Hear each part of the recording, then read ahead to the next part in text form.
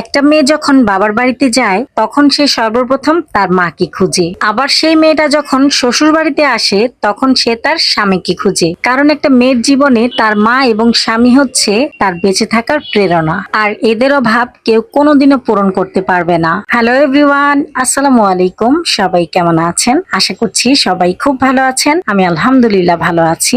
সকালের নাস্তা থেকে আজকের ব্লগটি শুরু করছি। আশা করছি সবাই একটা লাইক দিয়ে শুরু থেকে শেষ পর্যন্ত দেখবেন। আজকে সকালের নাস্তায় চাপটি বানাচ্ছি, সাদা চাপটি, সাথে কুমড়া তরকারি আছে। গত দিনের কুমড়া দিয়ে চিংড়ি মাছ রান্না করেছিলাম, তো এই তরকারি দিয়ে সাদা চাপটি আমরা খুব পছন্দ করি। রাতের বেলা চাল ভিজিয়ে রেখেছিলাম, তো সেটা ব্লেন্ড করে নিয়ে এখন চাপটি বানিয়ে সবাইকে দিয়ে দিলাম। লাস্ট পর্যায়ে আমি খেয়ে নিলাম আলহামদুলিল্লাহ। দুপুরের জন্য রান্না করছি, আর এটা কিন্তু কিছুদিন আগের ব্লগ ছিল। তো আমার মা এসেছিল, তো ভাবলাম যে আজকে গরুর মাংস রান্না করি। আপনাদের ভাইয়া টাটকা টাটকা গরুর মাংস নিয়ে এসেছে। গরুর মাংসগুলো কিন্তু খুবই সুন্দর, তাই না? আর পোলাও রান্না করব, যেহেতু আমি এলপি গ্যাস দিয়ে রান্না করি তাই প্রেসার কুকারে আমার গরুর মাংস রান্না করতে হয়। তো তেলের উপরে আমি পেঁয়াজ কুচি দিয়ে দিলাম, তারপরে গোটা গরম মশলা দিয়ে দিলাম। পেঁয়াজটা হালকা ভাজার পর এখানে দিয়ে দিচ্ছি হলুদ, মরিচ, ধনিয়ার গুঁড়া। আর আজকে আমি বাটা মশলায় রান্না করছি, তাই এখানে জিরা, একটু ছোট ধনিয়া বা রাঁধুনি, তারপরে দারচিনি, এলাচ, এগুলো সব বেটে নিয়েছিলাম সেটা দিয়ে দিলাম। আর আদা রসুনও বেটে নিয়েছি সেটা দিয়ে দিলাম। তারপর পানি দিয়ে দিলাম, পরিমাণ মতো লবণ দিয়ে মশলাটাকে খুব ভালো মতো কষিয়ে নিয়েছি। এতো মশলা কষানো হয়ে গেছে, তারপরে আমি গরুর মাংস দিয়ে দিলাম। মাংসটাকে আমি কিছুক্ষণ কষিয়ে নেব ঢেকে দিয়ে।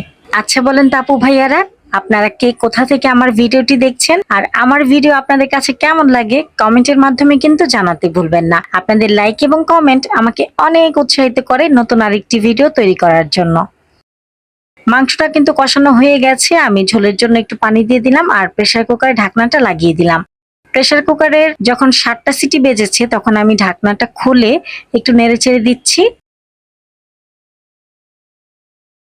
তারপরে আলু দিয়ে দিব, যেহেতু আমি গরুর মাংসটা আলু দিয়ে রান্না করব, মাংসের সাথে আলু না দিলে কিন্তু ভালো লাগে না। মাংসের আলুটাই কিন্তু বেশি মজা লাগে, তাই না? তো এখানে আমি আলু দিয়ে দিলাম, তারপরে প্রেসার কুকারে ঢাকনাটা লাগিয়ে দিলাম। আর 3টা সিটি বাজলেই রান্নাটা হয়ে যাবে। আর পাশের চুলায় পোলাওটা বসিয়ে দিব। তেলের সাথে আমি একটু ঘি দিলাম, তারপরে দিলাম একটুখানি শাহি জিরা আর পেঁয়াজ কুচি আর গোটা গরম মশলা।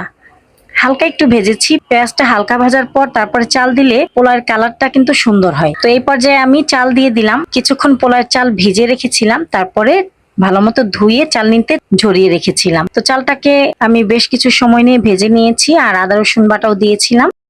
তারপরে দিচ্ছি গুঁড়ার দুধ।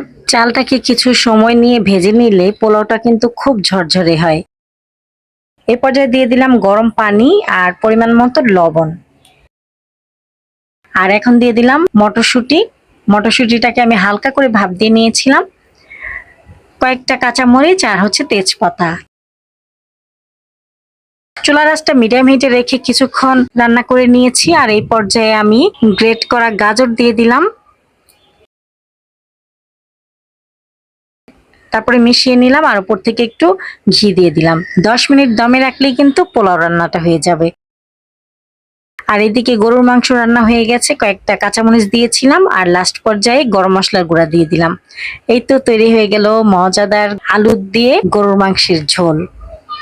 এই তরকারিটা আমার হাজবেন্ড কিন্তু অনেক পছন্দ করে। আর আজকে রান্নাটা অনেক মজা হয়েছিল, কারণ বাটা মশলায় রান্না করেছিলাম তো তাই। আর মাংসটাও যেহেতু তাজা মাংস। আর এদিকে পোলাও রান্নাটাও কিন্তু হয়ে গেছে। পোলাওটা কিন্তু খুব সুন্দর ঝরঝরে হয়েছে আর বেশ কালারফুল লাগছে, তাই না?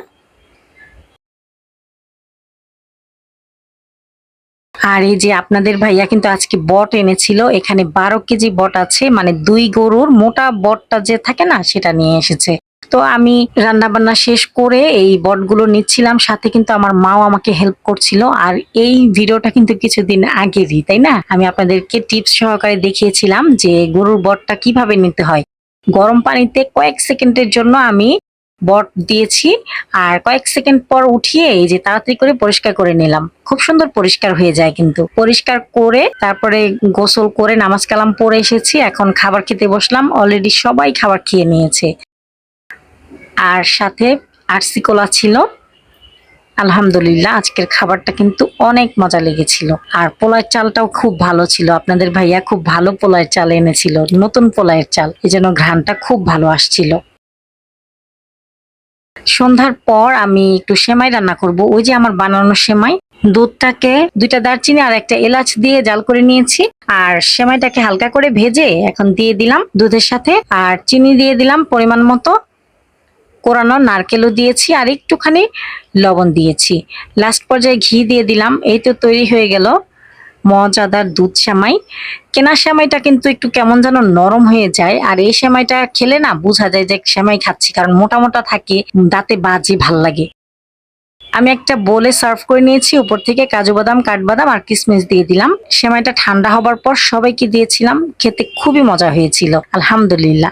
ভিডিওটি ভালো লাগলে প্লিজ একটি লাইক দিবেন। ভিডিও সংক্রান্ত কোনো মতামত থাকলে কমেন্টের মাধ্যমে জানাতে পারেন। আজকের মতো ভিডিওটি এ পর্যন্তই। আল্লাহ হাফেজ। আসসালামু আলাইকুম। আমাকে সাপোর্ট করার জন্য আমার ভিডিওটি চাইলে একটা শেয়ার দিতে পারেন। আর এই তো গরুর বটটাকে কিন্তু জাল করে নিয়েছি, আর এখানে অর্ধেকটা পরিমাণ আছে। জাল করে রান্না করলে অনেক মজা লাগে বট খেতে। পরবর্তীতে শেয়ার করব গরুর বট রান্নার রেসিপিটা।